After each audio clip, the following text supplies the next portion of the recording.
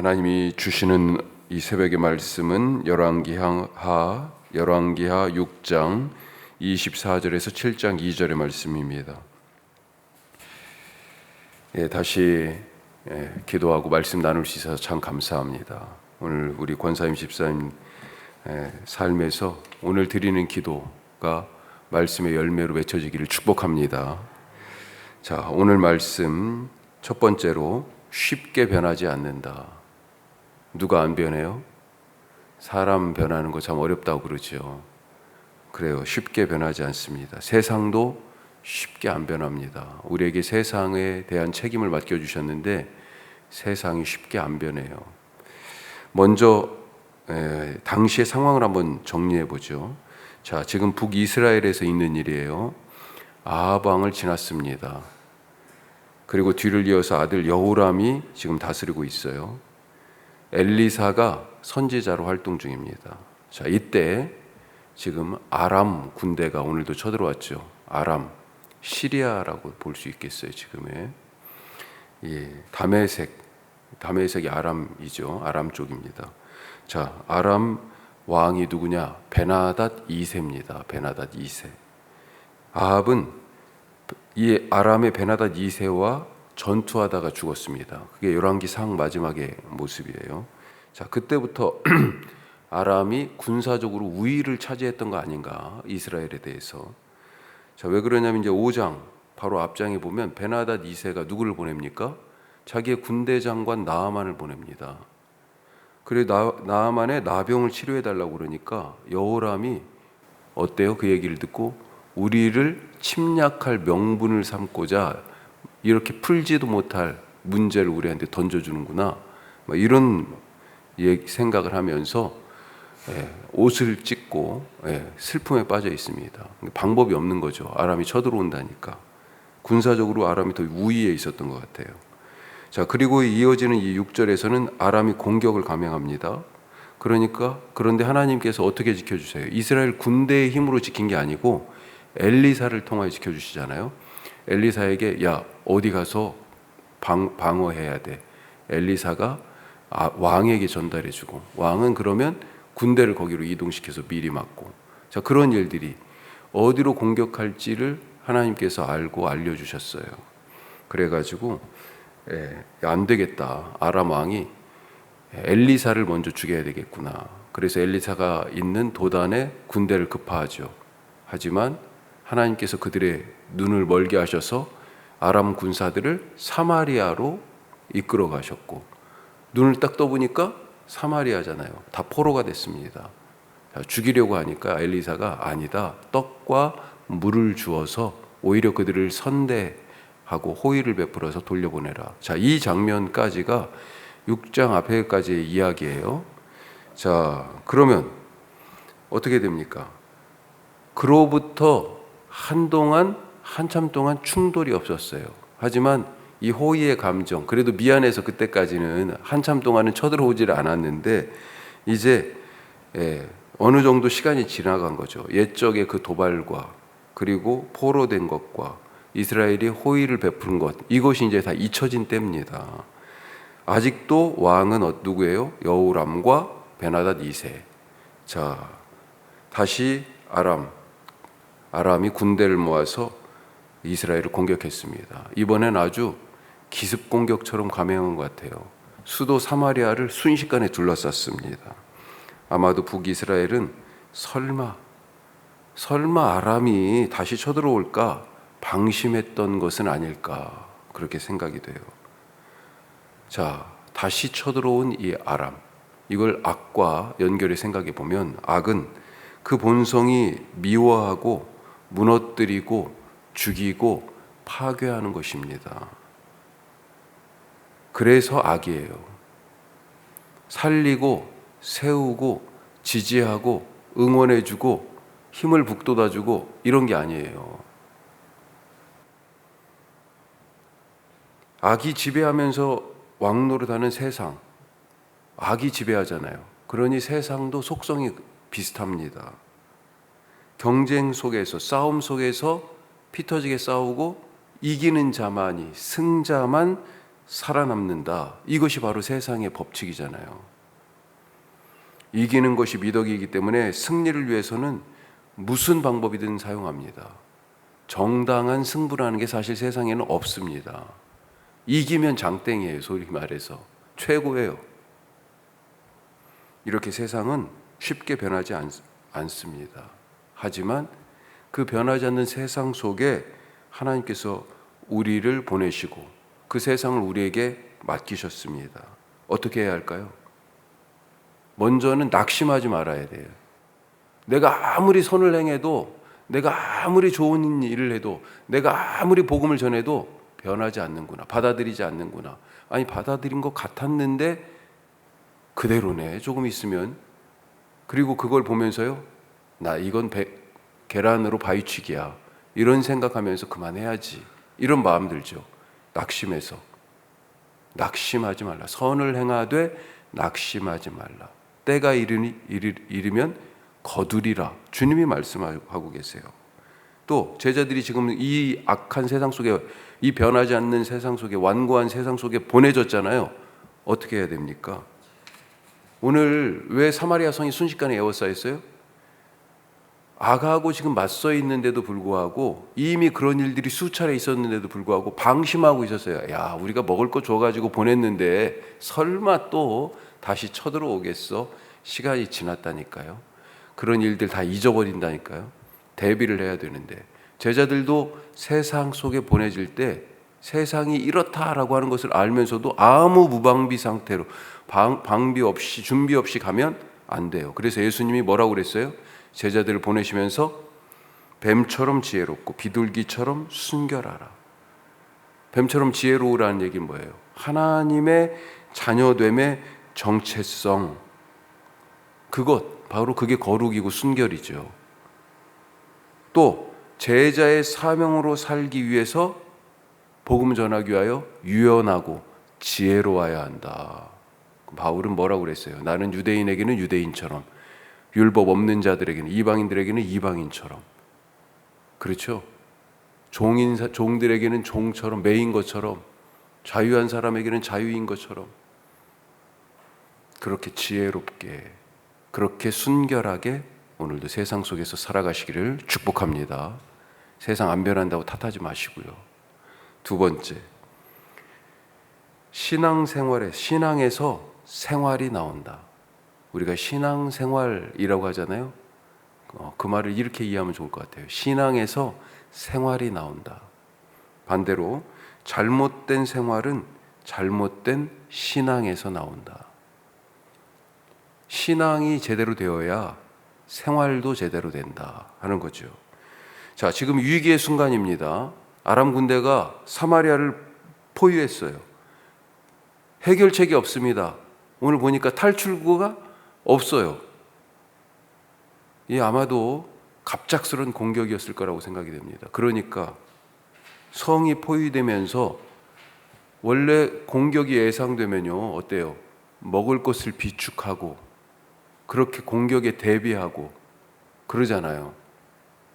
자, 그런데 순식간에 성이 포위된 것 같아요. 그래서 성 안에 먹을 것이 그만큼 빨리 동났습니다. 자, 어느 정도예요? 그 상황이 25절에 보니까 나귀 머리 하나에 은 80세겔, 비둘기똥 4분의 1갑에, 비둘기똥 한 갑인가요? 예, 25절. 예, 비둘기똥 4분의 1갑에 은 5세겔. 오. 자, 나귀 머리라고 그랬어요. 그것도. 나귀는 부정한 짐승입니다. 예. 그래서 먹을 수가 없어요. 레위기 11장 말씀에 보면 먹을 수 없는 것 중에 하나가 나귀예요. 그런데도 먹을 것이 없으니 이 나귀 머리라도, 그것도 머리잖아요. 무슨 갈비살도 아니고 앞다리 뒷다리살도 아닙니다. 뭘 먹을 게 있겠어요. 그런데도 불구하고 지금 80세겔이나 나가요. 그만큼 먹을 것이 없다는 것입니다. 다 떨어진 거예요. 80세겔은 자, 어느 정도일까? 이스라엘 남자 20세 이상 남자들은 성전세를 내게 돼 있습니다. 예수님도 성전세 얘기를 요구를 받았잖아요. 그랬더니 물고기 입에서 동전 한 입. 그래서 나와 베드로 너를 위한 성전세, 이게 무슨 얘기예요? 한 세겔인데 반 세겔이 성전세예요. 그래서 두 사람 몫을 동전 하나로 낸 겁니다. 신약 시대에는 1세겔, 두로 세겔로 1세겔이 4일의 품삯이었어요. 하루 품삯이 한 데나리온이니까 4데나리온에 해당하는 돈이 두로 세겔로 1세겔이었습니다. 자, 그런데 80세겔이에요. 나귀머리 하나에. 엄청나게 큰 돈이죠. 비둘기똥, 이게 연료로 쓸 거잖아요. 불 때는데 그게 4분의 1값밖에 안 되는데 330g인가 그래요.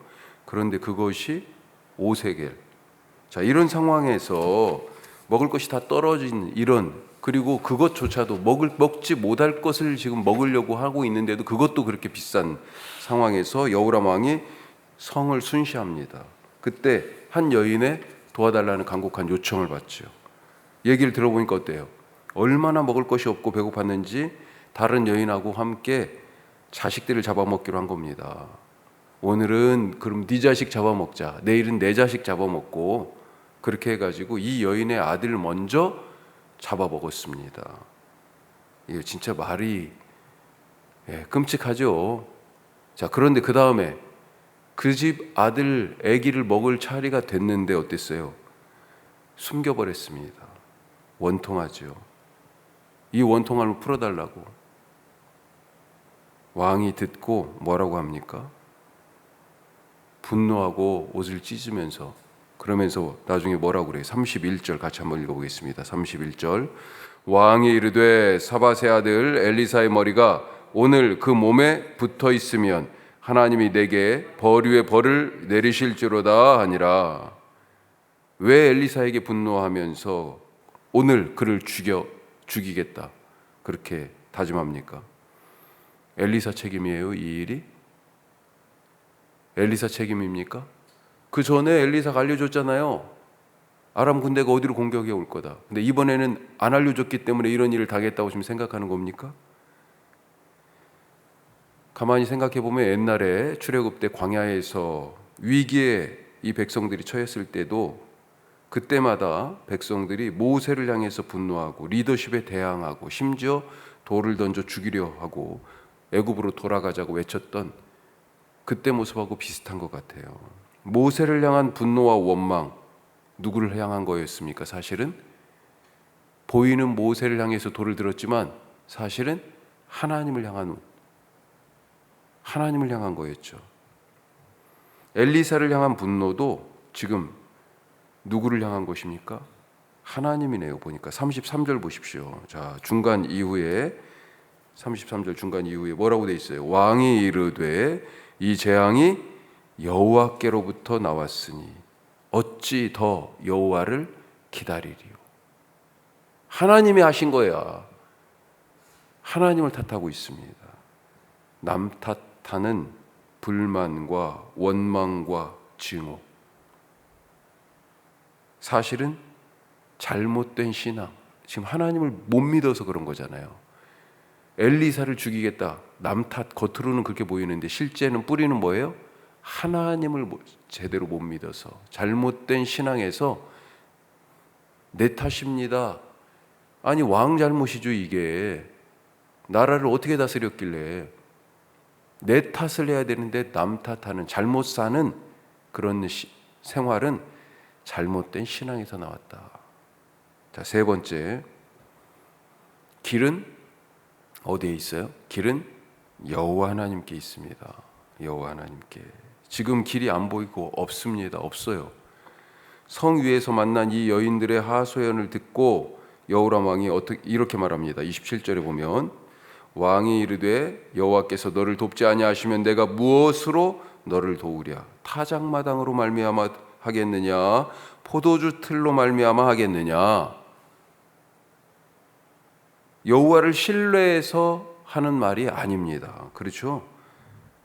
여호와 하나님을 신뢰해서 나는 능력 없다, 이런 여호와 하나님을 신뢰해서 하는 말이 아니고 지금 우리는 길이 없어, 나도 능력이 없어, 지금 그 말이죠. 거둘 곡식도 없고 타작마당으로 포도주 틀이 뭐예요? 밟을 포도도 없다. 아무것도 없어 나도. 여호람은 넋두리를 늘어놓았습니다. 하지만 사실 정답을 말했어요. 정답을. 무슨 말이에요? 신앙으로 한 얘기는 아니지만 여호와 하나님이 아니면 할 수 없다라고, 지금 하나님이 돕지 아니하시면 길이 없다라고 넋두리처럼 한 얘기지만 정답이에요. 여호와의 구원을 더 이상 기다릴 수 없다는 이 여호람에게 엘리사가 말씀을 전하죠. 자, 1절에 7장 1절로 가면 뭐라고 그럽니까? 내일 사마리아에서 포위가 풀리고 정상적인 매매가 이루어진다. 그런 얘기죠. 자, 그게 가능할까요? 무슨 수로? 벌써 의문을 제기하는 사람들이 있어요. 왜요? 지금은 자기들의 이 인간적인 눈으로는 아무것도 길이 안 보이니까. 그래서 장관 중에 하나가 비웃듯이 말했죠. 2절 끝에 보면 뭐라고 돼 있어요? 여호와께서 하늘의 창을 내신들 어찌 이런 일이 있으리요. 결국 그는 엘리사의 말대로 이 모든 것들이 이루어지고 포유가 풀리고 이 모든 것들이 이루어지는 것을 눈으로는 보았지만 그 배고픈 입으로는 이 곡식을 먹지 못했어요. 길은 나에게 있지 않습니다. 여호와 하나님께 있습니다. 오늘 그런 기도 드리실 수 있길 바랍니다. 주님이 낸 길로, 주님이 만드신 길로 걸어가는 하루 되게 하옵소서. 믿지 않는 자는 길이 열려도 가지 못합니다. 오늘 그 믿음 주시옵소서. 우리 기도하시고 주님의 길, 예수 그리스도의 이름의 그 길에서 형통한 하루 되시기를 축복합니다. 기도하겠습니다. 오늘 세 가지 말씀 나눴습니다. 쉽게 변하지 않아요. 하지만 낙심하지 않고 비둘기처럼 순결하고 뱀처럼 지혜롭게 복음의 열정과 사명을 잘 감당하는 그런 하루 되게 하옵소서. 기도하시고 신앙이 생활로 이어져야 됩니다. 생활은 신앙에서 나와요. 내가 뭔가 지금 잘못 살고 있는 것 같다. 어디에서 문제가 있어요? 신앙에서. 잘못된 생활은 잘못된 신앙이 있었던 거예요. 하나님, 바른 신앙, 바른 믿음 갖게 하여 주옵소서. 바른 믿음 가지니 어떻게 됩니까? 세 번째로 하나님께서 만드신 길이 보입니다. 예수 그리스도의 길. 인간적인 눈으로 안 보여요. 그래서 하나님이 하시는 일을 비웃기도 하죠. 오늘 말씀에 나온 사람처럼 하나님이 하신 일을 보고 주님이 내신 길로 걸어가는 형통한 하루 되게 하옵소서. 기도하시고 오늘 우리 교회를 위해서 함께 기도하십시다. 6주년을 지났습니다.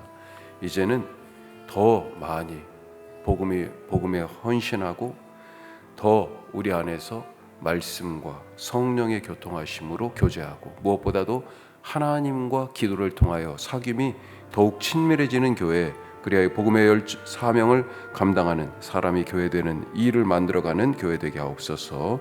기도하실 수 있길 바랍니다. 기도하겠습니다.